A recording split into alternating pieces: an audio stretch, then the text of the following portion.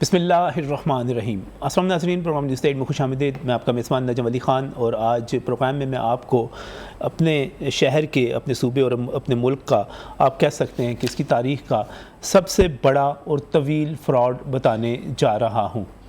میں جس فراڈ کی بات کرنے جا رہا ہوں اس کا آغاز آج سے 15 برس پہلے ہوا تھا۔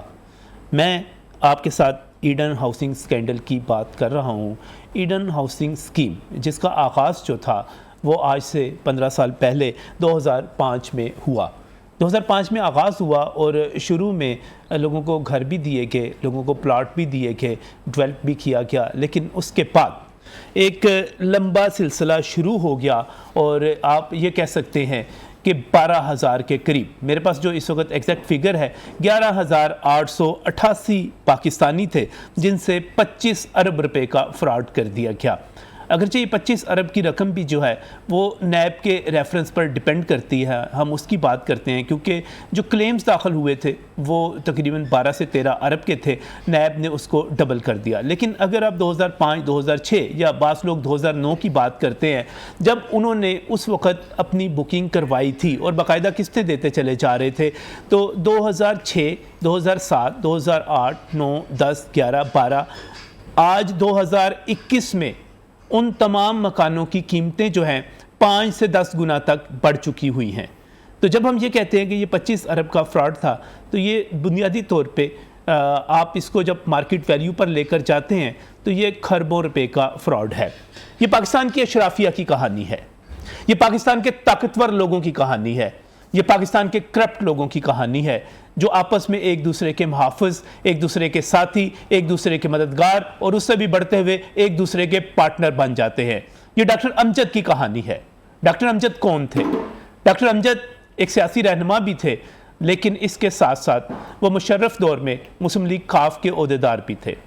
ڈاکٹر امجد اور ان کی اہلیہ وہ بھی رکن پنجاب اسمبلی رہیں، اور ایک محدود عرصے کے لیے شاید صوبائی وزیر کے طور پر بھی انہوں نے کام کیا۔ ڈاکٹر امجد کا ابھی اسی برس 23 اگست کو انتقال ہوا ہے۔ اسی شہر میں جب ان کا انتقال ہوا تو ان کے جنازے پر بھی لوگ دعائیں نہیں کر رہے تھے، پھول پھینکنے والے کم تھے، شور مچانے والے زیادہ تھے، بد دعائیں دینے والے زیادہ تھے، نعرے لگانے والے زیادہ تھے، اپنا حق مانگنے والے زیادہ تھے۔ ڈاکٹر امجد نے کیا کیا تھا؟ ڈاکٹر امجد نے لاہور میں اور مختلف شہروں میں اپنے جو ان کے بھائی تھے، پارٹنرز تھے، ان کے ساتھ مل کر مختلف ہاؤسنگ سکیمز بنائی تھیں، جس میں کسی کا نام ایڈن ولاس تھا، کسی کا نام ایڈن ریزیڈنشیا تھا، کسی کا نام کچھ تھا، کسی کا نام کچھ تھا۔ کچھ جگہوں پہ انہوں نے پلاٹ دیے، گھر دیے، اپنا اعتماد بنایا، لیکن اس کے بعد سینکڑوں نہیں ہزاروں لوگوں سے قسطیں لیتے رہے، انہیں گھر نہیں دیے۔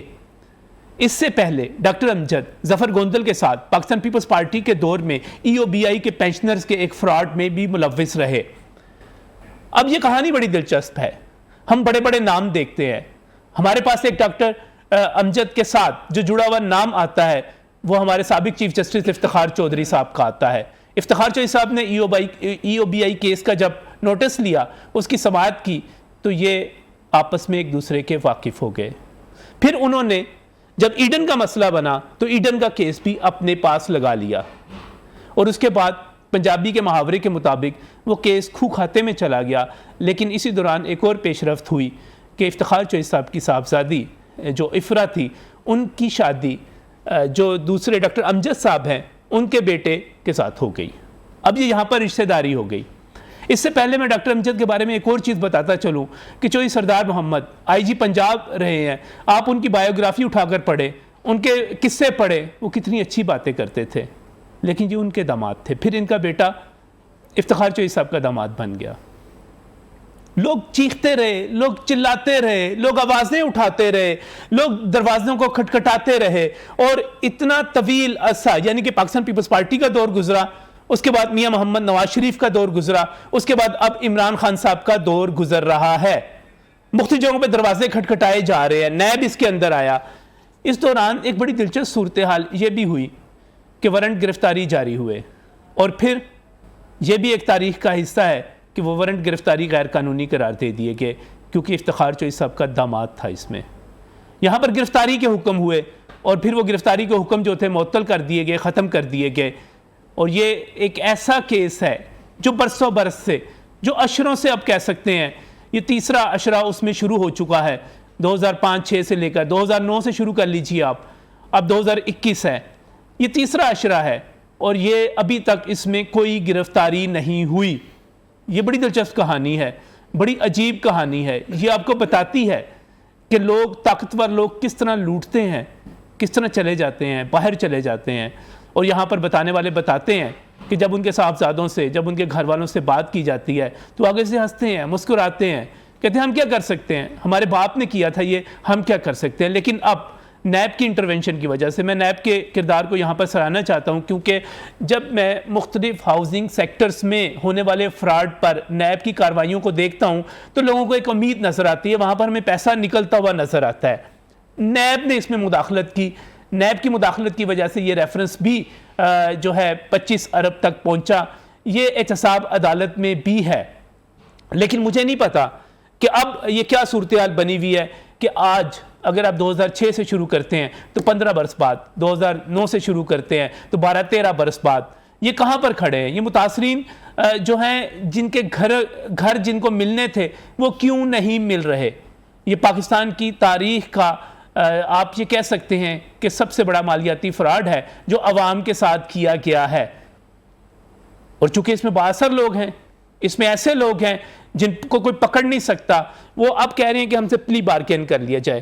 یہ بالکل قانون موجود ہے، لیکن پلی بارگین کس بنیاد پہ کیا جائے؟ آپ خود ذرا سوچئے کہ 2008-2009 میں اگر آپ نے ایک پلاٹ لیا ہوا ہوتا تو آج اس کی مالیت کیا ہوتی؟ آپ کو اگر وہی پیسے جو آپ نے جمع کروائے تھے، اور بہت سارے لوگ ایسے ہیں جنہوں نے اپنی تنخواہیں جوڑ کر اس کی قسطیں پے کی تھیں، وہی پیسے واپس مل جائیں گے، چند لاکھ روپے، تو آپ کے وہ کس کام آئیں گے؟ آج آپ چند لاکھ روپے لے کر، 10 لاکھ، 12 لاکھ، 15 لاکھ، 20 لاکھ روپے لے کر لاہور میں نکل جائیں، لاہور سے باہر نکل جائیں، لاہور کے ارد گرد رنگ روڈ کے ساتھ چلے جائیں، کہیں پر پلاٹ لے کر دکھا دیں۔ یہ پاکستان کی تاریخ کا ایک عجیب و غریب فراڈ ہے۔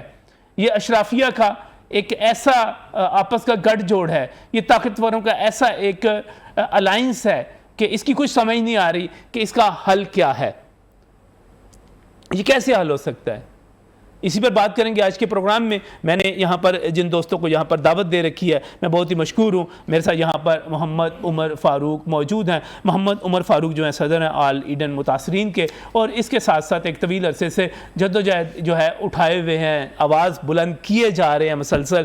پوری کہانی انہی سے سنیں گے، لیکن اس کے ساتھ ہی میں یہاں پر بہت ہی مشکور ہوں، سینئر صحافی ہیں احمد قریشی صاحب، ہمیں یہاں پر جوائن کیا ہے، خاص طور پہ جب ہم بات کرتے ہیں ڈیولپمنٹ کے حوالے سے، جب ہم بات کرتے ہیں ہاؤسنگ سیکٹر کے حوالے سے، تو آپ ایک اس پر اتھارٹی سمجھے جاتے ہیں۔ احمد، آپ کا بہت بہت شکریہ۔ احمد، سب سے پہلے تو اس فراڈ کے حوالے سے میں باقی کہانی ان سے سنوں گا، میں آپ سے جاننا چاہ رہا ہوں کہ آپ کیا اوپینین کیا رکھتے ہیں اس پہ؟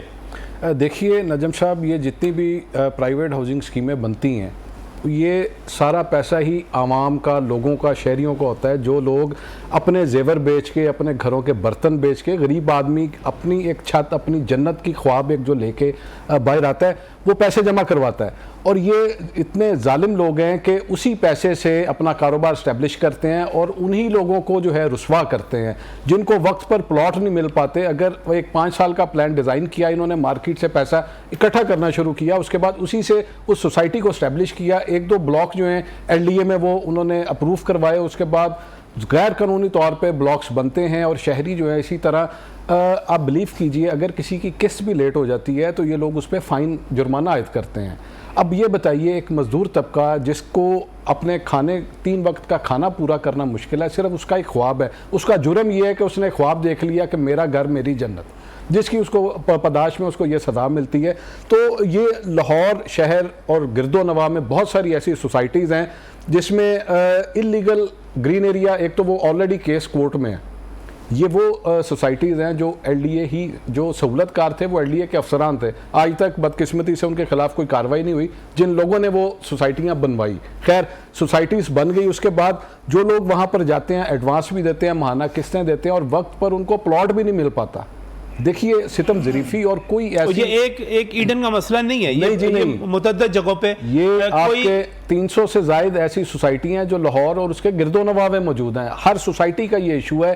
اگر آپ نے 5 سال کا پلان کیا, آپ نے 3 سال بعد اگر ان کو آفر کی کہ جی میرے جو بقایا جات ہیں آپ وہ لیں, مجھے اجازت دیں میں گھر بنا سکوں اپنے پلاٹ پہ, زمین ہی نہیں ہوتی وہاں پہ, یعنی کہ وہ ابھی تک انہوں نے زمین خریدی ہی نہیں ہوئی. اس طرح سے کوئی ایسی اتھارٹی نہیں ہے. اب بنیادی طور پہ تو لاہور ڈیولپمنٹ اتھارٹی جو ان سوسائٹیز کو اپروو کرتی ہے, اس کا یہ ایک مین بنیادی مقصد یہ ہے کہ جس طرح سوسائٹی ڈیولپ ہوئی اس میں جو لوگ پلاٹ لے رہے ہیں اس کے حوالے سے بھی اقدامات کریں. لیکن وہ لوگ یہ کرتے ہیں صرف کہ اگر ڈیولپڈ ہو گئی, کوئی بلاک ڈیولپڈ ہو گیا, اس کے بعد ان کی ذمہ داری ختم ہے اور وہ سوسائٹی مالک جانے, خریدار جانے اور نیب جانے. ایسا ہونا نہیں چاہیے. صحیح, میں دوبارہ اصلاحات پر بھی بات کروں گا, میں اس اتھارٹی پہ بھی بات کروں گا, لیکن میں عمر فاروق کی طرف جانا چاہ رہا ہوں. عمر صاحب, یہ ساری کی ساری ایڈن کی کہانی کچھ میں نے بیان کی, کچھ آپ نے بیان کرنی, یہ سارا قصہ ہے کیا؟ یہ جی اصل قصہ شروع ہوا ہے 2005 سے. اچھا, جب انہوں نے اپنی سوسائٹی کو ڈیولپ کیا, 2-3 پروجیکٹ بنا کے لوگوں کو اٹریکشن دی اور لوگوں کو ڈیلیور کر دیا. اس کے بعد انہوں نے کیا کیا کہ 2000 جب 6, 7, 8 سے بکنگ سٹارٹ کی, انہوں نے کہا جی ہم گھر بھی بنا کے دیں گے اور آپ کو پلاٹ ڈیلیور کریں گے. وہاں پہ انہوں نے یہی کیا جیسے کہ انہوں نے بات کی کہ انہوں کے پاس جگہ نہیں تھی, انہوں نے وہ فائلز بیچتے گئے لیکن ان کے پاس ایکچول میں جگہ نہیں تھی. اور جب کسی نے جا کے پلاٹ مانگا, جگہ مانگی, تو انہوں نے بہانے لگاتے رہے سٹارٹ میں تو جی رنگ روڈ بن رہا ہے, گجمتا پہ رنگ روڈ کی وجہ سے ہمارے پاس ابھی جگہ نہیں ہے, ہم نے 200 کنال جی شہباز شریف کو دینی ہے رنگ روڈ کی وجہ سے. ہم نے بڑی ہیلو بہانوں سے ٹرکاتے رہے. جب آخر کار ٹائم پورا ہو گیا, ہم نے کہا جی ڈیوریشن تو پورا ہو گیا, 3.5 سال میں آپ نے پوزیشن دینا تھا, اب کیا ہے, اب جی ہمارے پاس ابھی جگہ نہیں ہے, ویٹ کر لیں. انہوں نے کنفرمیشن لیٹر دینے شروع کر دیے, جی 2015 میں آپ کو دیں گے, 16 میں دیں گے. آخر کار ہم نے تنگ آ کے نیب میں جا کے ان کے اگینسٹ اپلیکیشن دینا سٹارٹ کر دی. ہوا یہ کہ جیسے کہ آپ نے بتایا کہ انلکیلی تب جو چیف جسٹس افتخار چودھری کے پاس کیس تھا, ہماری سنوائی نہ ہو سکی, ہماری اپلیکیشن کو ردی کی ٹوکری میں پھینکا جاتا. کیوں سنوائی نہ ہو سکی؟ کیونکہ ظاہری بات ہے انفلوئنس تھا, ان کی اپنی منمانی تھی. وہ چیف جسٹس سب تو بڑے انقلابی آدمی تھے کہ جدوجہد کر کے وہ چیف جسٹس بحال ہوئے تھے. انہوں نے جدوجہد کی تھی ڈاکٹر امجد جیسے کرپٹ لوگوں کو تحفظ دینے کی. انہوں نے کوئی جدوجہد نہیں کی کسی مظلوم آدمی کے کیس کو لینے کی. ہڈن افیکٹیز کے کیس کو انہوں نے اس طریقے سے ردی کی ٹوکری میں پھینکا کہ بیچارے آج جو ہیں 20% سے زیادہ افیکٹیو دنیا سے جا چکے ہیں اور ایک نسل جوان ہو چکی ہے افیکٹیز کی. اگر ہم دیکھیں 15 سال پہلے جو بچہ 10 سال کا تھا جو شادی کے قابل ہو گیا اور ماں باپ کے پاس بیٹیوں کے شادی کرنے کے لیے پیسے نہیں ہیں, وہ اکثر فون کرتے ہیں جی میں نے بیٹی کی شادی کرنے کے لیے نیب سے ریکویسٹ کریں ہمیں ہمارے پیسے لے دیں. ہم نے صرف ایک مطالبہ کیا ہے, آج بھی ہم نے جو اپنا پروٹیسٹ ریکارڈ کروایا ہے کہ اگر نیب صرف ان کی جو مسز ہیں انجم امجد, اب ڈاکٹر امجد تو چلا گیا, ان کو گرفتار کر لیں تو تمام تر معاملات کو حل کرنے میں ان کے لیے آسانی ہو سکتی ہے. ہم نے 2018 29 مارچ کو پروٹیسٹ کیا تھا. میں دوبارہ یہ بات درست ہے کہ افتخار چودھری صاحب کی صاحبزادی جو ہے ان کی شادی ڈاکٹر امجد کے بیٹے سے ہوئی, اور یہ اس کیس میں اور اس سے پہلے ای او بی آئی کا جو کیس تھا پینشنرز کا, اس میں آپس میں واقفیت جی بالکل سٹارٹ یہی ہوا تھا. ای او بی آئی میں جب ظفر گوندل تھے پیپلز پارٹی کے, ان کے ساتھ جب انہوں نے وہ پیپلز پارٹی دور میں انہوں نے جب ان کے ساتھ ایک کام سٹارٹ کیا کرپشن کا, 2 ارب کا فراڈ کیا, 1 ارب ان کو دیا گیا, 1 ارب ان کو دے دیا گیا. چیف جسٹس کے پاس کیس جاتا ہے افتخار چودھری کے پاس, تو وہ کیس نہیں رہتا بلکہ رشتہ داری میں بدلنے کی ایک بنیاد بن جاتا ہے. اس کے بعد ایڈن کا کیس جاتا ہے تو وہ آپس میں رشتہ دار بن جاتے ہیں. چیف جسٹس صاحب اپنی بیٹی جو ہے وہ انصاف دینے کی بجائے اپنی بیٹی دے دیتے ہیں ڈاکٹر امجد صاحب کو جی یہ شادی کریں, اور بلکہ اس میں خود بھی ان کا بیٹا جو ہوتا ہے ارسلان افتخار وہ پارٹنر بن جاتا ہے ایڈن کے اندر, اور وہ جب ایک سلیپنگ پارٹنر رہا ہے آج تک وہ ان سے شیئر لیتا رہا ہے اور کبھی اس کا نام کبھی میڈیا میں کسی جگہ نہیں لیا گیا. ہم تو لاہور رنگ نیوز ٹیم کے آپ کے اور چودھری عبدالرحمان صاحب کے شکر گزار ہیں کہ جنہوں نے اس حد تک ہمارے ایشو کو ہائی لائٹ کیا کہ تمام جتنا میڈیا وہ مجبور ہے اس ایشو کو ہائی لائٹ کرنے پہ اور اداروں کو حرکت دلانے میں. نیب نے 2018 29 مارچ میں جب ہم نے پروٹیسٹ کیا تو چیئرمین نیب جاوید اقبال صاحب نے پرومس کیا تھا 6 ماہ میں یہ مسئلہ نمٹا دوں گا. آج 3.5 سال ہو گئے لیکن آج تک ہمارا مسئلہ جو کا تو ہے. 19 سپٹمبر 2019 میں انہوں نے گرفتار کیا تھا दुबई से मुर्जा अमजद को, और इमरान खान साहब ने नोटिस लिया था खुद, जी मैं इस मसले को हल करवाऊंगा, हमने इनका जो मेन कल्प्रिट है गिरफ्तार कर लिया है, लेकिन उसके बाद भी ये मसला हल नहीं हो सका। नहीं, एक तरफ कहा जाता है कि इस केस में किसी की गिरफ्तारी नहीं हुई, दूसरी तरफ आप कहते हैं कि इमरान खान साहब की इंटरवेंशन से उनके दावे के मुताबिक गिरफ्तारी हुई, सच फिर क्या है? वो गिरफ्तारी असल में ये हुई है कि वहाँ पे दुबई के अंदर किसी को अरेस्ट करके हवालात में डाला नहीं जाता, उनका जस्ट पासपोर्ट वो कब्जे में लेके उसको ट्रायल पे रखते हैं जब तक यहाँ से कोई प्रूफ नहीं जाता। हम जाके शहरयार अफरीदी साहब से मिले जो तुम्हारे इंटीरियर मिनिस्टर थे जी कि क्या प्रॉब्लम है कि उस बंदे को पकड़ा नहीं जा रहा, तो हमें पता चला जी वहाँ से दुबई से अपने रिसोर्सेज से एंड फैक्ट्रीज को कि नैब ने इधर यहाँ पे कोई उनके खिलाफ रेफरेंस फाइल नहीं किया, तो जब तक रेफरेंस फाइल नहीं होता, FIR नहीं होती, तब तक वो मुजरिम को पकड़ नहीं सकता इंटरपोल। उन्होंने उसको रिलीज़ कर दिया, यहाँ पे हाई कोर्ट में मलक शहजाद साहब जस्टिस थे, उन्होंने उसको केस को डिसमिस कर दिया, उनके वारंट मुअत्तल कर दिए कि यहाँ पे कुछ कानूनी तौर पे पेचीदगियाँ थी कि जब तक रेफरेंस फाइल नहीं हुआ तो क्यों उनको पकड़ा गया। उन्होंने बल्कि नैब के ऊपर ये बात डाल दी कि आपने कैसे रिक्वेस्ट भेज दी इंटरपोल को पकड़ने के लिए, एक बंदे के खिलाफ FIR नहीं काटते तो आप पकड़ लेते तो आपने जुर्म किया, उल्टा उनको मुजरिम बना दिया गया। फिर जब ये केस हमारा नैब ने देखा कि रेफरेंस के बगैर तो हम कमज़ोर हैं, उन्होंने फ़ौरन 25 अरब का रेफरेंस फाइल किया और उसके बाद वो बंदा आज तक पकड़ा नहीं जा सका। पाकिस्तान में जो उनके लोग मौजूद हैं उनको नहीं पकड़ा जा रहा। पाकिस्तान में क्या आज तक वाकई इस केस में, अब मैं जब बात करता हूँ कि ये 25 अरब का रेफरेंस है, जब मैं ये बात करता हूँ कि 11,888 दरखास्तें हैं जो लोग हैं जो नैब में पहुंचे हुए हैं, ये दुरुस्त है कि इसमें किसी की गिरफ्तारी नहीं हुई? हमने देखे जी, हमने इनको कहा था जो इनके एम्प्लॉइज़ हैं, इनके जो ऑनर्स हैं यहाँ मौजूद हैं। इस वक्त डॉक्टर अमजद की बेटी और उनकी मिसेस अंजुम अमजद लाहौर में मौजूद हैं। आज लाहौर नैब ने उनको तलब भी किया था और हम वहाँ नैब में भी आज गए हैं प्रोटेस्ट रिकॉर्ड करवाने के लिए। जब हम वहाँ पहुँचे हैं तो वहाँ हमें एडिशनल डायरेक्टर थे, उन्होंने बुलाया अंदर, उन्होंने कहा जी कि हमने मुतालबा था कि गिरफ्तारी की जाए और अंजुम अमजद आपके पास अगर आज आती है तो वापस ना जाए, गिरफ्तार किया जाए। उन्होंने हमें कहा जी कि हमने हाई कोर्ट में इनके खिलाफ एक दे दी एप्लीकेशन कि इनको गिरफ्तारी के लिए इनकी बेल कैंसिल की जाए। तो हमने कहा जी कि जब तक हमारे ये बेल कैंसिल की बात हमारे रिकॉर्ड में था, हमारे लॉयर ने बताया अभी तक किसी किस्म की एप्लीकेशन हाई कोर्ट में नहीं दी गई और ना इनकी बेल कैंसिलेशन के लिए कोई तगदो की जा रही है। जब तक एक मुजरिम को आप गिरफ्तार नहीं करते, आप उससे 25 अरब क्या 13 अरब क्या 1 अरब नहीं ले सकते। हाँ, ये ज़रूर है कि 1 अरब रुपया श्योरिटी के तौर पर नैब को जमा करा चुका है एडन। अगर 1 अरब जमा कर लिया गया तो पीछे फिर हर्डल क्या है? क्वेश्चन तो ये है ना, 1 अरब लेके आप खामोशी से बैठे हुए हैं। आपने अगर 1 अरब ले लिया तो आप मामले को आगे बढ़ाएं। आपने ये देखिए इसमें आपको अब इशू क्या है? ये चीज़ रिकॉर्ड पे आ चुकी हुई है कि आज भी समात के दरमियान और मुख्तलिफ जगहों पे जो बात होती रही और इससे पहले भी होती रही कि डॉक्टर अमजद की फैमिली जो है, उनकी अहलिया जो है, उनके साहबजादे जो है, वो प्ली बार्गेन करना चाहते हैं और प्ली बार्गेन अगर वो कर लेते हैं, वो कुछ रकम अदा करेंगे, उसके नतीजे में उनको क्लीन चिट मिल जाएगी, आपका मसला हल हो जाएगा। प्ली बार्गेन के लिए दरख्वास्त दी जा चुकी है, अब आपका मसला क्या है? नजम साहब, इसमें डॉक्टर अमजद की डेथ से पहले उन्होंने 15 अरब रुपए की अपनी दरख्वास्त जमा करवाई थी प्ली बार्गेन के लिए। वो चेयरमैन नैब ने वो उसको कैंसिल कर दिया था, रिजेक्ट कर दिया था कि 25 अरब का क्लेम है तो 15 अरब के ऊपर प्ली बार्गेन करना जुल्म है फैक्ट्रीज के साथ। यानी कि अगर आप उनको 25 अरब भी देते हैं, एक बंदे ने 8 लाख रुपया दिया, 16 लाख भी देते हैं, तो आज बेचारा एक मरला भी नहीं ले सकता। तो 15 अरब देना तो बिल्कुल ही समझ लें कि उनको मुआशी कत्ल है फैक्ट्रीज के साथ। तो मुआशी कत्ल जिसका किया जाता है उस मुजरिम को तो फाय पे फंदा लगाना चाहिए, उसको तो सजाए मौत होनी चाहिए। यानी आपके लिए ये जो प्ली बार्गेन की दरख्वास्त है ये काबिल कबूल नहीं है? नहीं, क्योंकि अभी तक जो एप्लीकेशन थी वो रिजेक्ट चेयरमैन नैब खुद कर चुके हैं। हमारे लिए काबिल कबूल कैसे हो, वो तो खुद रिजेक्ट कर चुके हैं। अब दूसरी दरख्वास्त के लिए उन्होंने अभी तक नैब से रजू नहीं किया। हमारे जो जज साहब हैं नैब कोड 4 के, उन्होंने लास्ट हियरिंग 2 नवंबर में कहा था कि 16 नवंबर को अगर ये इनकी एप्लीकेशन ना आए तो मैं डिसाइड कर दूंगा, डिसीजन दे दूंगा, फैसला कर दूंगा। आज जज साहब छुट्टी पे थे, हमारा इंसाफ छुट्टी पे चला गया। अमीर आदमी को इंसाफ देना होता है तो संडे को भी अदालतें लग जाती हैं, ईद पे भी अदालतें लग जाती हैं। जब मजलूमों की बारी आती है तो इंसाफ को छुट्टी मिल जाती है। तो ये तो बहुत ज़्यादा जुल्म हो रहा है मुतासिरीन के साथ। उनका सिर्फ अब मुतालबा यही रह गया है चीफ जस्टिस ऑफ पाकिस्तान से भी, खान साहब से भी, कि आप सब लोगों ने नोटिस तो लिए हैं, लेकिन ये ऐसा केस है जिसके अंदर पाकिस्तान के अंदर एक बंदा इनका गिरफ्तार नहीं किया जा सका। अगर आप उनकी मिसिस को आज गिरफ्तार कर लेते हैं तो कम से कम हमारे कोई 95% फैक्ट्रीज हैं उनको सुकून का सांस जरूर मिलेगा। आप बिलीव करें, जिस दिन इनका जनाजा था डॉक्टर अमजद का, लोग कहते थे जी हमें सिर्फ कब्र के ऊपर जूता रखने दें, हम मारेंगे नहीं, हमारे दिल को तसल्ली मिलेगी। उनके अंदर इतना दुख भरा हुआ था, इतना गुस्सा था कि हम इनको कब्र से निकालना लोग चाहते थे, तो हमने करने गया तदफीन में। अल्लाह और उनका मामला है, अल्लाह को कुछ छोड़ दें, इतना जुल्म नहीं होना चाहिए। ये मैं एक ब्रेक पर जाना चाह रहा हूँ इस वक्त। और नाज़रीन, वाकई ये एक अफसोसनाक वाक़या था जब डॉक्टर अमजद की डेथ हुई। متاثرین وہاں پر پہنچے, انہوں نے نعرے بازی کی, اور آپ دیکھ سکتے ہیں کہ وہ ویڈیوز موجود ہیں ساری کی ساری.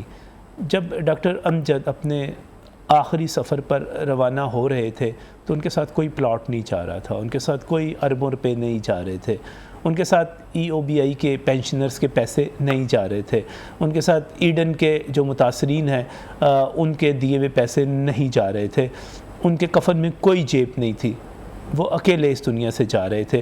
اور جب ان کی اہلیہ اللہ تعالیٰ انہیں زندگی دے, انہیں صحت دے, اور جب ان کے بچے اللہ تعالیٰ ان کو بھی زندگی دے, صحت دے, عزت کی زندگی گزارنے کا زیادہ سے زیادہ موقع دے, جب وہ اس دنیا سے رخصت ہوں گے تو ان کے پاس بھی کچھ نہیں ہوگا سوائے وہ نیک نامی یا بدنامی جو اپنے ساتھ لے جائیں گے. اب اس مسئلے کا حل کیا ہے, کس طرح حل ہو سکتا ہے, اس پر بات کریں گے اس بریک کے بعد.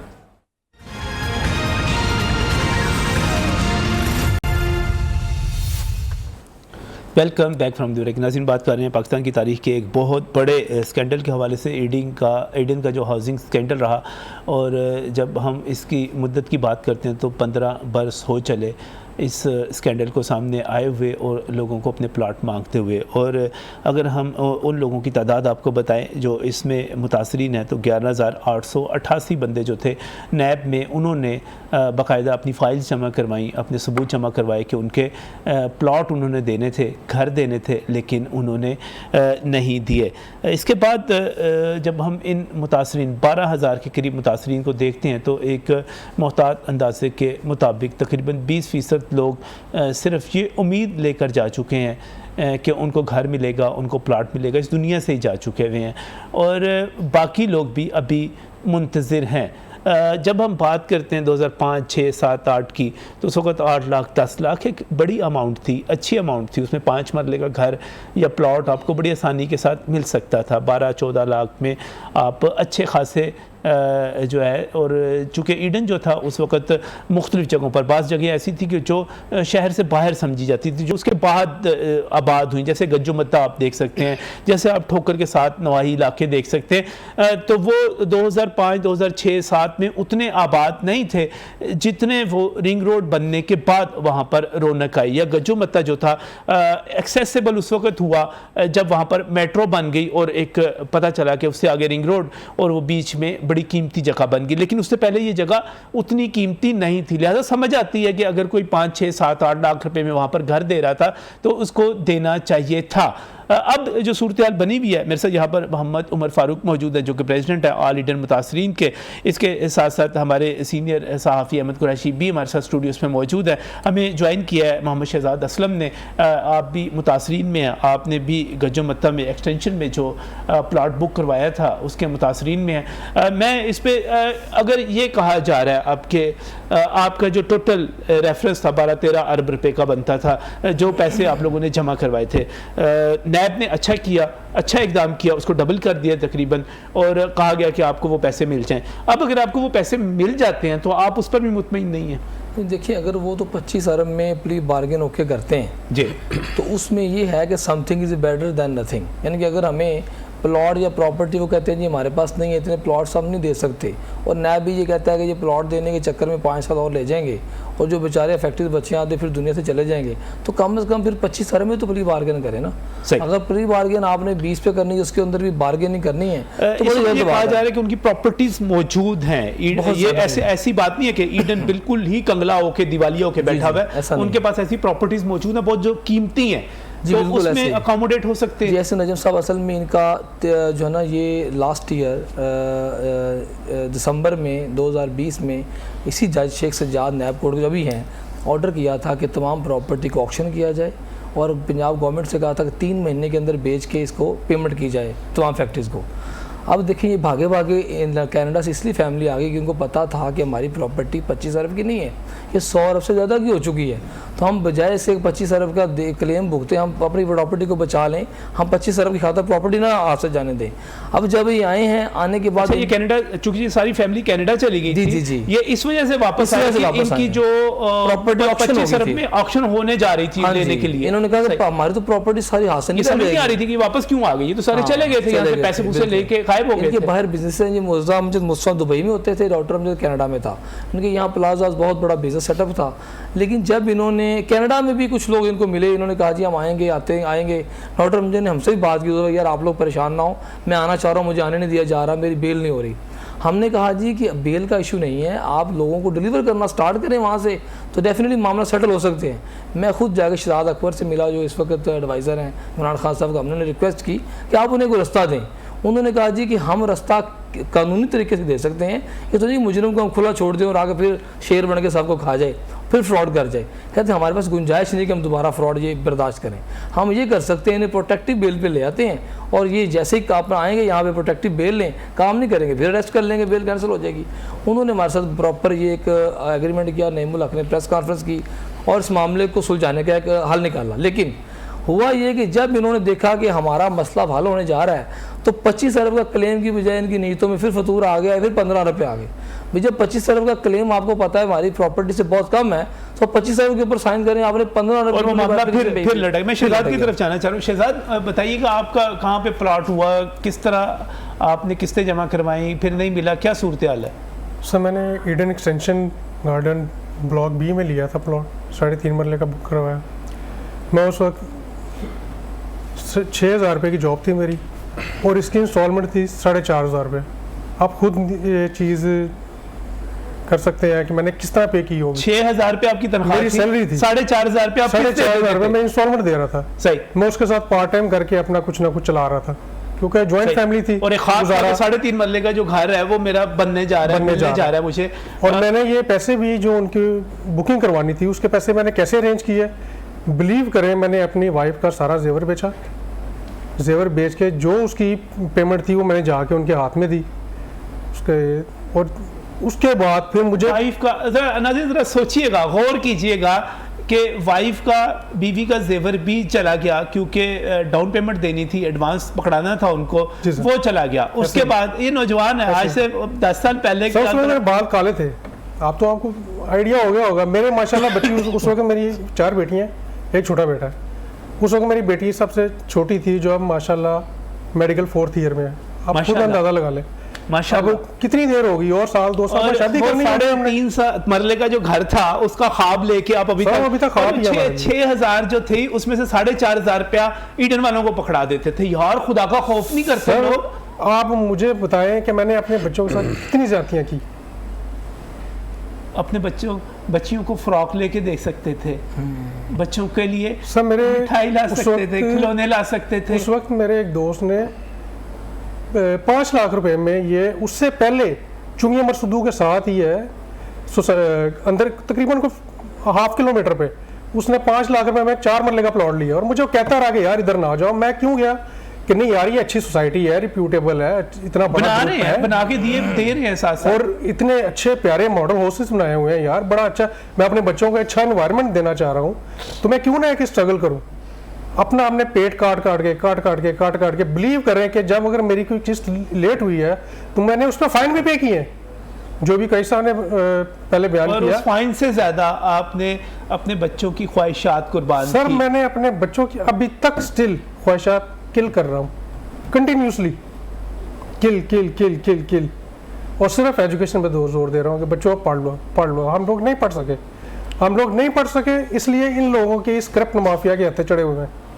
آپ لوگ پڑھ لو, اسٹرگل کرو, آگے چلو, کیونکہ دیکھیں ہم ایک فل اسٹاپ لگ چکا ہوا ہے. اب اس ایج میں ہم آگے پڑھ نہیں سکتے, ہاں چھوٹی موٹی جابس کر سکتے ہیں. اللہ تعالیٰ بچوں کے نصیب اچھے کرے, آگے لے کر چلے.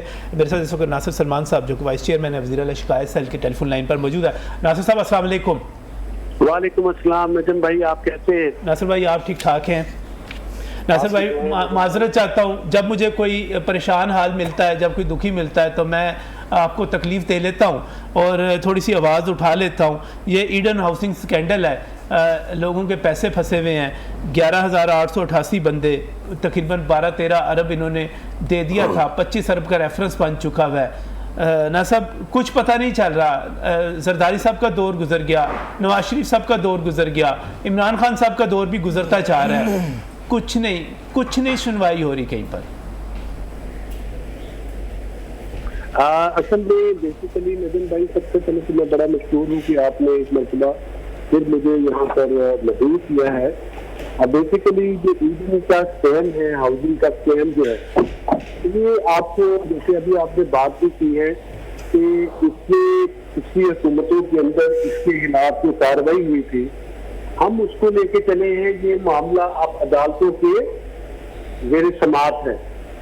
تو اب جو ہماری حکومت ہے اس میں اس حوالے سے جو ہم اپنے ایڈوکیٹ جنرل کے حوالے سے جو ہمارے پاس سرکاری وکلاء ہے اس کے حوالے سے جو بھی معاونت ہو سکتی ہے, تحقیقاتی کو درکار ہوتی ہے ریکارڈ کی شکل میں, یہ جو حکومت آپ کو فیسیلیٹیٹ کرتی ہے, اس میں ہم نے پچھلی حکومتوں سے 2 قدم آگے بڑھ کے ان لوگوں کو فیسیلیٹیٹ کیا ہے.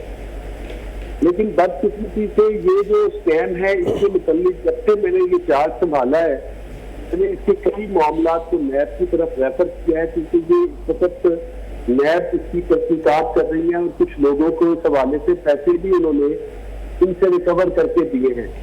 لیکن بدقسمتی ایسی ہے کہ جو ہمارا شکایت سیل ہے, جب کوئی کیس عدالت کے زیر سماعت ہوتا ہے تو اس کو آپ انٹرفیئر نہیں کر سکتے آئینی اعتبار سے, کیونکہ ہمارے پاس آئینی لمٹس ہیں, اور جس کی وجہ سے یہ جو اتنا بڑا اسکیم ہے, جیسے بھائی صاحب نے اتنی دکھ بھری اپنی دودھ آپ اس طرح کی سینکڑوں نہیں ہزاروں کہانیاں ہیں سر, ہزاروں کہانیاں. میرے پاس بھی بہت سارے ایسے لوگ جن کے لیے میری بڑی کوشش رہی کہ میں کہیں نہ کہیں سے کسی نہ کسی طرح سے ان کو ریلیف دلا سکوں, لیکن بدقسمتی آپ سمجھ لیں کہ جو قانون ہمارے ملک میں مربوط ہے, جو عدلیہ کے اندر معاملات زیر سماعت ہیں, نہیں عدالتوں پہ تو ہم کمنٹ ہی نہیں کر رہے اور یہ کہہ بھی نہیں رہے کہ عدالتیں کیا کر رہی ہیں کیا نہیں کر رہی. ہم تو صرف آواز اٹھانا چاہ رہے ہیں, درخواست کرنا چاہ رہے ہیں کہ کسی طرح وہ تمام لوگ, اور ایک ماضی کا ایک بہت بڑا سکینڈل جو ہے وہ حل ہو جائے,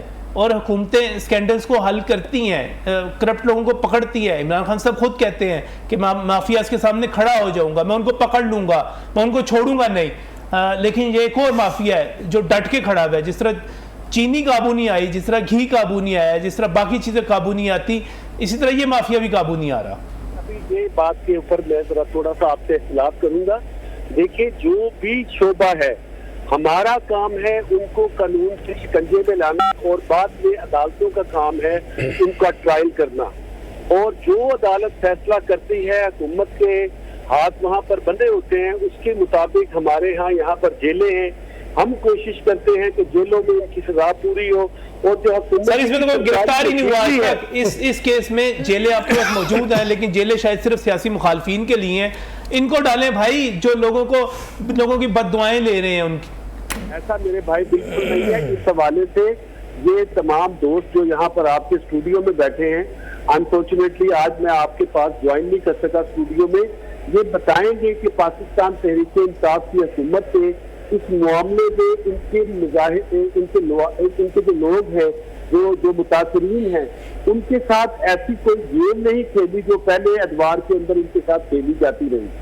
تو میں ابھی بھی نجم صاحب آپ کو بتاؤں کہ اس سلسلے میں نیب اس معاملے کو سارا دیکھ رہی ہے, اور یہ جو لوگ ہیں ان کو بھی پتا ہوگا کہ وہاں سے کئی لوگوں کو اس حوالے سے پیسے بھی واپس ہوئے. میں اپنے پروگرام میں بار بار نیب کی تعریف کر رہا ہوں, اور یہ کہہ رہا ہوں کہ نیب نے ہاؤسنگ سیکٹر کے اندر جس طرح کا رول پلے کیا ہے وہ بہت ہی شاندار ہے. بہت سارے لوگوں کے پیسے وہاں سے ملے ہیں, اور میری ریکویسٹ ہے کہ حکومت بھی اس کا نوٹس لے, نیب بھی اس کو تھوڑا سا تیز کرے, احتساب عدالت میں بھی معاملات کو تیزی سے اٹھایا جائے اور فیصلے ہوں. جس طرح کے آکشن کی بات کی جا رہی تھی. باقی بہت بہت شکریہ ناصر صاحب ہمیں ٹیلی فون لائن پر آنے کے لیے. اب آتے ہیں تھوڑا سا اس کے اوپر کہ اس پر این ڈی اے سمیت باقی ادارے جو ہے ان کی کیا جورسڈکشن ہے, وہ کیا کر سکتے ہیں. دیکھیے میں یہ سمجھتا ہوں کہ این ڈی اے کے قوانین میں کچھ امینڈمنٹ کی ضرورت ہے. ان کو پابند کیا جائے. کوئی بھی ہاؤسنگ سوسائٹی جو ہے جب تک وہاں پہ پلاٹس فائلز پہ خصوصی طور پہ کہ جب تک وہ بلاک میں اگر کوئی 200 گھر ہے 200 الاٹی جو ہیں اس پلاٹ کے اس بلاکس کے ان کو پلاٹ ملنا چاہیے. تب یہاں تک رول ہونا چاہیے ایل ڈی اے کا. اگر کوئی پلاٹ جو ہے اس کی فائل 2 دفعہ بک گئی 3 دفعہ بک گئی, یہ بھی اختیار ایل ڈی اے کو ہونا چاہیے جو براہ راست ان سوسائٹیز کے حوالے چھوڑ دیا گیا. جس طرح میں نے پروگرام کے آغاز میں کہا کہ لوگ اپنا زیور بیچتے ہیں, اپنے پتہ نہیں کہاں سے قرض اٹھا کے اپنے گھروں کی جو ہے یہ قسطیں جمع کرواتے ہیں. اور جہاں تک بات ایل ڈی اے اس میں کوئی رول پلے نہیں کرتا. Sir L D A role play نہیں کر رہا ہے, میں یہی تو کہہ رہا ہوں کہ اس میں قانون میں ترمیم کی ضرورت ہے. ایل ڈی اے کا رول ابھی یہ ہے کہ اگر ایک سوسائٹی لانچ ہوئی, ایل ڈی اے کے جو قوانین ہیں کہ اس میں ایک مسجد ہونی چاہیے, قبرستان ہونا چاہیے, اسکول ہونا چاہیے, اتنے جو ہے سڑکوں کی جگہ ہونی چاہیے, گلیاں ہونی چاہیے, بس یہ ایل ڈی اے کا کام یہ ہے. باقی یہی تو میں اندر پلاٹ کس طرح چل رہے ہیں, کس طرح بک رہے ہیں, کچھ ہو رہا ہے, اس کا کوئی ریکارڈ نہیں. یہی تو میں کہہ رہا ہوں کہ یہ اختیار ایل ڈی اے کے پاس ہونا چاہیے. ریگولیٹری اتھارٹی ایل ڈی اے کو ہونا چاہیے کہ جب تک کوئی بندہ پلاٹ گھر بنا نہ لے تب تک جو ہے ایل ڈی اے وہاں پہ اس کی ذمہ داری ختم ہوگی. لیکن میں ساتھ ایک بات یہ کروں, ابھی آپ نے ناصر سلمان صاحب کو لائن پہ لیا, صرف پولیٹیکل پوائنٹ سکورنگ دی, نون لیگ نے یہ کیا, پیپلز پارٹی نے یہ کیا, پاکستان تحریک انصاف کیا کیا, کچھ نہیں کیا. یہ لوگ آج بھی اسی طرح سڑکوں پہ دھکے کھا رہے ہیں جس طرح آج سے پچھلی حکومتوں میں تھے. اور یہ ویسے ہی معاملہ کورٹ میں ہے, نیب کے پاس ہے, گورنمنٹ اس میں کر کیا سکتی, کچھ بھی نہیں. البتہ یہ ضرور کر سکتی ہے کہ پرسنلی پرائم منسٹر ہیں یا سی ایم پنجاب ہیں, یہ پرسنلی ریکویسٹ کر سکتے ہیں اس کو لک آفٹر جو ہے اپنی پرسنل انٹرسٹ لے کے. سر اس کو تیز کیا جا سکتا ہے معاملے کو. اس میں حکومت کیا کر سکتی ہے؟ اس میں حکومت جو ہے اس کو پریورٹی پہ ریزالو کروا سکتی ہے. دیکھیں جس طریقے سے خان صاحب نے نوٹس لیا تھا, اس نوٹس کو لینے کے بعد اس کو اینڈ تک پہنچانا ضروری تھا. سر اس کے اندر سب سے بڑی اہم بات جو ہم بھول گئے ہیں, جو میں آپ کو بتانا چاہ رہا ہوں آپ کے توسط سے اور تمام اداروں کو بھی, کہ جن لوگوں کو انہوں نے پوزیشن لیٹر بھی دیے ہیں, کچھ لوگوں کو, کچھ 100 میں سے اگر انہوں نے کوئی 20% لوگوں کو پوزیشن لیٹر دیے ہیں اور جگہ بھی موجود ہے, ان کو یہ گھر نہیں بنانے دے رہے. ان کا دیکھیں کتنا بڑا جبر اور ظلم ہے. کہتے ہیں جگہ نان اپرووڈ ہے. لاہور کے اندر 90% جو سوسائٹیز ہیں وہ نان اپرووڈ ہے, گھر بنے ہوئے ہیں. ایک بلاک اپروو ہوتا ہے, باقی سب نان اپروو پہ گھر بنا لیتے ہیں لوگ. ایڈن کے اندر نیب تحفظ دے رہا ہے. ابھی آپ نے بات کی, میں بڑی جو ہے رسپیکٹ کے ساتھ آپ سے وہ ڈس ایگری کروں گا. نیب کی خبر جنگ میں لگی ہے جی. نیب کی 821 ارب کی وصولیاں صرف 6.5 ارب خزانے میں جمع, 815 ارب غائب. سینٹ کامہ کمیٹی میں انکشاف ہوا اس بات کا. نیب جو پلی بارگین کرتی ہے اس میں 90% غائب کر دیتی ہے. اس لیے یہ متاثرین کے تحفظات یہ ہوتے ہیں کہ وہ ان کو ملتے نہیں ہیں. اگر یہ لوگ چاہتے ہیں کہ واقعی اس معاملے کو حل کیا جائے تو مستقل بنیادوں پہ قانون سازی کی جائے پلی بارگین کے اندر. مجرم کو کلین چٹ دینے کی بجائے اس سے پیسے بھی لیے جائیں. اور نیب کا جو پلی بارگین جو ہے وہ مجرم کو کلین چٹ دینے کے لیے نہیں ہونی چاہیے بلکہ انصاف کے لیے ہونی چاہیے متاثرین کو. لیکن جس خبر کا آپ حوالہ دے رہے ہیں وہ تھوڑی سی یہاں پر میں وضاحت کرتا چلوں کہ وہ تھوڑی سی سیاق و سباق سے ہٹ کر ہے, کیونکہ نیب بہت ساری وصولیاں جو کرتا ہے وہ متاثرین کو بھی چلی جاتی ہیں, وہ حکومت پنجاب کو اور مختلف کوآپریٹیو مختلف جگہوں پہ چلی جاتی ہے, لہٰذا وہ ساری کی ساری وفاقی حکومت کے خزانے میں نہیں جاتی. اس میں تھوڑی سی کنفیوژن تھی جس کو نیب کی طرف سے واضح بھی کیا گیا تھا. نیب جو رول پلے کر رہا ہے اس کو بڑھانا چاہیے. میں سیاسی طور پر نیب کی جو پرسیپشن ہے میں اس سے ظاہر ہے بہت ساری چیزوں سے اتفاق بھی کرتا ہوں, اختلاف بھی کرتا ہوں, لیکن یہاں پر نیب کو اپنا رول بڑھانا چاہیے. بہت سارے لوگوں کو بھی اس سے امید ہے. اس کیس کے حوالے سے مزید کچھ اہم پوائنٹس ہیں لیکن اس بریک کے بعد.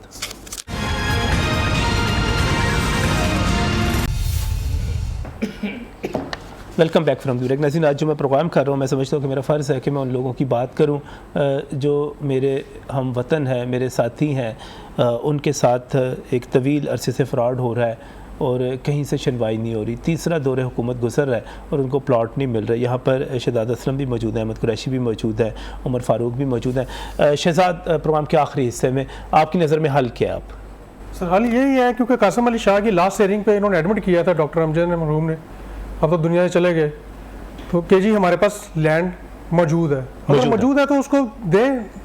جس صاحب نے بھی یہی کہا تھا کہ جی اس کو ساری اس کا جو بھی آپ نے کرنا ہے اس کو چیک کروائیں, جو نمبرز لگانے ہیں لگا کے فیکٹس کو دینا شروع کریں. تو بس یہ سمپل, اگر جائیداد کی موجود جگہ موجود ہے, ان کے پاس پراپرٹی موجود ہے, صحیح ہے, چیز اویلیبل ہے ان کے پاس. احمد, ایسے ہو سکتا ہے کہ ہم درخواست کریں, سرکار سے درخواست کریں, عدلیہ سے درخواست کریں, نیب سے درخواست کریں کہ آپ ایک کمیٹی بنا دیں, اس میں متاثرین کو بھی شامل کر دیں, جتنی جگہ موجود ہے وہاں پہ ان کو ڈیولپ کریں اور ان کی نشاندہی کریں, ڈیولپمنٹ بھی ساتھ ساتھ کرتے رہیں, پلاٹوں کی پوزیشن دے دیں. سر یہ تو بہت آسان حال آپ نے بتایا نا, ہم نے رول فالو کرنے ہیں, تو رول اتنے آسان نہیں ہے غریب آدمی کے لیے اس ملک میں. امیر کے لیے قانون اور ہے, غریب کے لیے اور ہے. بہرحال ہم تو یہی درخواست کر سکتے ہیں حکومت سے, ہوک اینڈ کروک جس طرح بھی ہے ان لوگوں کو ایڈن کی جو پراپرٹیز ہیں بھی موجود ہے تو سب دلوایا جائے نا. یہ کہہ رہے ہیں کہ 25 ارب کی نہیں 100 ارب مالیت کی موجود ہے. ذاتی پراپرٹی کی بھی بات کریں, لیکن میں یہ کہہ رہا ہوں کہ یہ جو ان کی اسکیمیں اناؤنس ہوئی ہوئی ہیں اس میں بھی جگہ ہے. ان کو فوری انصاف اسی صورت مل سکتا ہے کہ حکومت, عدلیہ, نیب مل کے ایک تگڑا سا ڈنڈا دیں اور اسی جگہ پہ جو ان کی سوسائٹیز بنی صحیح. ہیں ان کو ایڈجسٹ اچھا مجھے یہ بتائیے گا عمر، کوئی اس قسم کا کوئی ایگزامپل موجود ہے کہ کسی کو ریلیف ملا ہو کسی اور سوسائٹی میں؟ کسی اور سوسائٹی میں؟ جی بالکل ملا ہے، ڈی ایچ ای سٹی میں ملا ہے، ایل ڈی سٹی میں ملا ہے. اس سٹی کے اندر جسٹس ثاقب نثار جو سابقہ تھے انہوں نے باقاعدہ ایک آرڈر پاس کیا تھا جی کہ تمام افیکٹیز کو آپ لوگ پلاٹس دیں، اور انہوں نے پلاٹس تقریباً کوئی 70-60% ڈلیور بھی کر دیے ہیں اور ڈلیور کر بھی رہے ہیں. ساتھ ساتھ اس کے اندر ایک قانون بھی موجود ہے کہ یہ کسی کو اگر پلاٹ ڈیولپ کر کے دینا چاہیں تو ہائی کورٹ ایک ریسیور اپوائنٹ کرتی ہے جس میں ایک نمائندے وہ ادھر متاثرین کے بھی شامل کرتے ہیں اور اپنا بھی نمائندہ شامل کر کے اور ان کا نیب کا بھی اور اپنا بھی کر کے وہ باقاعدہ طور پہ پلاٹنگ کروا کے دے سکتی ہے پراپرٹی. یہ سارا کچھ ہو سکتا ہے، پاسبل ہو سکتا ہے، جو نہیں ہو رہا. بہت شکریہ یہاں پر تشریف لانے کے لیے محمد عمر فاروق آپ کا، شہزاد اسلم آپ کا بہت شکریہ، مفتی صاحب آپ کا بہت بہت شکریہ. اور ناظرین آخر میں مجھے صرف یہی بات کہنی ہے، ایک بات کہنی ہے کہ اگر ہم مسئلہ حل کرنا چاہیں تو وہ فوری طور پر حل ہو سکتا ہے. اس پر تیزی کے ساتھ عمل ہو سکتا ہے، نیب چاہے، عدلیہ چاہے، حکومت چاہے، اور ہزاروں لوگ جو ہیں، ہزاروں خاندان جو ہے. آپ نے شہزاد اسلم کی کہانی سن لی. اس قسم کی کہانیاں، اس قسم کے واقعات عام ہیں جو ان متاثرین میں ہیں. دعائیں لے لیں، عمران خان صاحب دعائیں لے لیں، شہزاد اکبر صاحب دعائیں لے لیں، چیئرمین نیب دعائیں لے لیں، chief justice Pakistan, chief justice Lahore high court دعائیں لے لیں، ان کی آواز کو سن لیں. ہماری بڑی عاجزانہ سی یہ درخواست ہے اور اس مسئلے کو حل کرتے. اللہ تعالیٰ آپ کو جزا دے گا. آپ ان کو پلاٹ دیں گے. بڑی عجیب سی بات کی جاتی ہے، مولویوں جیسی بات کر رہا ہوں آخر میں، کہ آپ ان کو گھر دے دیں. اللہ تعالیٰ آپ کو جنت میں گھر دے گا. اللہ حافظ.